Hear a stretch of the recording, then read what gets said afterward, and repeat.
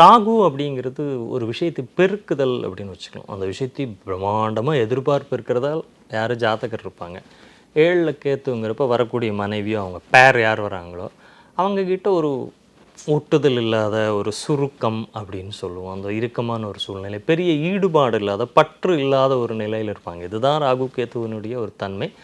ராகு கேத்து தோஷம் அப்படிங்கிறது ஆக்சுவலி நம்ம முன் கர்ம வினைப்படி இருக்குது, அதனால தான் இது ஏற்படுது அப்படிங்கிறது. ராகு கேத்து லக்னம் தொடங்கி எல்லா கிரகங்களுமே ஒரு கட்டத்துக்குள்ளே அடங்கி ராகு கேத்தோட அந்த ரவுண்டுக்குள்ளேயே இருந்துருச்சுன்னா அவர்கள் கட்டுப்பாட்டில் இருக்கிறது. இப்போ மேஷ லக்னம், அங்கே ராகு இருக்கார், 7ஆம் இடத்துல துலாத்தில் கேத்து இருக்கார். ஸோ மேஷம் தொடங்கி கன்னிக்குள்ளே எல்லா கிரகங்களும் லக்னம் உள்பட எல்லாமே அதுக்குள்ளே மாட்டிடுச்சு அப்படின்னா இதை கால சர்ப்ப தோஷம், நாகதோஷம் அப்படின்னு சொல்லி சொல்கிறோம்.